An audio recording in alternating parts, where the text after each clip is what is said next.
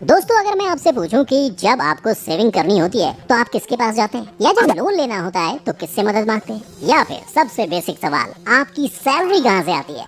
तो दोस्तों, इन सभी सवालों का एक ही जवाब है, बैंक। वैसे हम सभी लोग अलग अलग बैंक्स में अपना अकाउंट खुलाते हैं और पैसे जमा करते हैं, और यही बैंक्स हमें उस पर इंटरेस्ट भी देते हैं। यानी जितना पैसा हमने दिया होता है उससे कहीं ज्यादा अमाउंट हमें इन बैंक से वापस मिलता है। लेकिन क्या आपने कभी सोचा है कि जब हम बैंक से अपना सारा का सारा जमा पैसा वापस ले लेते हैं तो इससे बैंक को कैसे फायदा पहुंचता है और कैसे एक बैंक अर्निंग करता है। आखिर क्या है बैंक्स का business model. Number 1, customers money. दोस्तों, बैंक के पास पैसा कमाने के कई सारे तरीके हैं, जिसमें सबसे पहला तरीका है कस्टमर के पैसे का इस्तेमाल करने का। दरअसल बैंक आपके जमा पैसों का यूज करते हैं दूसरों को लोन देने के लिए, और उस लोन पर जो भी इंटरेस्ट रेट चार्ज करते हैं उससे ही इनकी अर्निंग होती है। चलिए इसे एक एग्जाम्पल से समझते हैं। मान लीजिए आप एक बैंक के कस्टमर हैं और आप बैंक में 1 साल के लिए 1 लाख रुपए जमा करना चाहते हैं। इसके लिए आप उस बैंक में 1 साल की FD करा लेते हैं, जिस पर आपको बैंक 5% इंटरेस्ट देता है।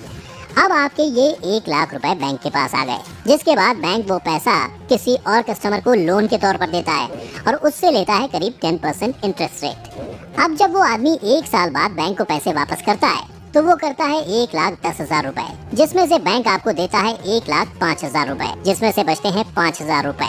और यही बचे हुए पैसे हैं बैंक की कमाई, आपसे पैसे लेकर किसी और को उधार देकर की है। और इस तरह हर महीने बैंक इसी तरीके से मोटा मुनाफा कमाता है। इसके अलावा बैंक अपने कस्टमर पर कई तरह के चार्जेस लगाकर भी पैसा कमाता है। Number 2, SMS charge. दोस्तों, मेरी तरह आपको भी बैंक की तरफ से हर रोज कई मैसेजेस आते होंगे, जिन्हें देखकर आपका भी दिमाग जरूर खराब होता होगा। लेकिन क्या आपको पता है कि इन SMS के लिए भी बैंक क्वार्टरली चार्ज करता है। जी हाँ, वो मैसेजेस जिनमें से ज्यादातर को हम ओपन नहीं करते, उनके लिए भी ये बैंक वाले हमसे चार्ज लेते हैं। वैसे RBI की गाइडलाइन कहती है कि बैंकों को ये सर्विस फ्री देनी चाहिए, लेकिन कई बैंक्स ऐसे भी हैं जो 5 पैसे पर SMS के हिसाब से 25 रुपए महीने तक कस्टमर्स के बैंक अकाउंट से लेते हैं, और इस पर GST अलग से लगता है।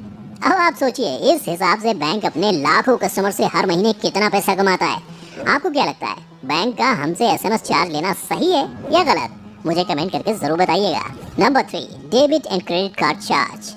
ये तो आपको पता ही होगा कि अगर आप नॉन बैंक ATM से 3 बार से ज्यादा पैसे निकालते हैं तो बैंक उसके लिए अलग चार्ज लेता है। ऐसा करने पर बैंक आपसे प्रति ट्रांजैक्शन 25 रुपए तक वसूलता है। इतना ही नहीं, कार्ड का मेंटेनेंस चार्ज भी हम लोगों से ही लिया जाता है, और इसके लिए आपके खाते से साल में एक बार 100 से 500 रुपए तक की रकम काटी जाती है। और हाँ, अगर आपको किसी भी तरह का नया कार्ड बनवाना है तो उसके लिए भी पैसे अलग से चुकाने पड़ते हैं।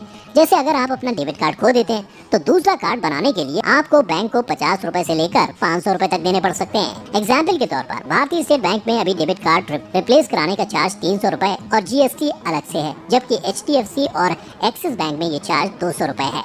Number 4, failed ATM transaction charge.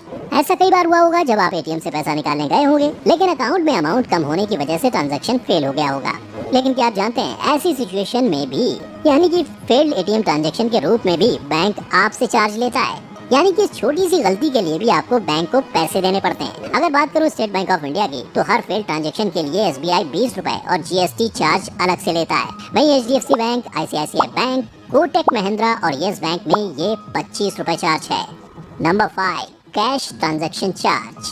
दोस्तों, हर बैंक में सेविंग अकाउंट होल्डर को एक तय लिमिट तक कैश ट्रांजैक्शन फ्री में करने की इजाजत होगी, लेकिन जैसे इस लिमिट को क्रॉस किया जाता है, बैंक आपसे चार्ज लेना शुरू कर देता है। वैसे हर बैंक के लिए ये कैश ट्रांजैक्शन लिमिट अलग अलग है। जैसे एक्सिस बैंक से आप एक महीने में 2 लाख रुपए तक या 4 बार फ्री में कैश निकाल सकते हैं। इसके बाद बैंक आपसे हर निकासी वाली राशि का 2.5% अलग से चार्ज लेता है। इसके अलावा बैंक आपसे minimum account balance, fund transfer, cheque clearance, locker facility और इंश्योरेंस के नाम पर भी बैंक काफी मुनाफा कमाता है। अब दोस्तों, आपके मन में ये सवाल जरूर उठ रहा होगा कि क्या बैंक जमा होने वाला सारा पैसा यूज कर लेता है? तो इसका जवाब है नहीं। दरअसल RBI का एक रूल है जिसके मुताबिक जितना भी पैसा डिपॉजिटर्स जमा कराते हैं, बैंक में उसका कम से कम 4% पैसा बैंक को अपने पास कैश में रिजर्व करके रखना पड़ता है, और इसे कैश रिजर्व रेशियो कहा जाता है। और ये रेशियो कितना होना चाहिए, ये भी RBI ही हर साल डिसाइड करता है। इसके अलावा बैंक को कुछ % पैसा गवर्नमेंट बॉन्ड्स, गोल्ड रिजर्व और PSUs यानी कि पब्लिक सेक्टर अंडरटेकिंग्स में भी इन्वेस्ट करना पड़ता है। और इन सब में इन्वेस्ट होने वाले अमाउंट हटाने के बाद भी बैंक के पास कम से कम 75% से ज्यादा पैसा बच जाता है, जिसे वो इंडिपेंडेंटली यूज कर सकता है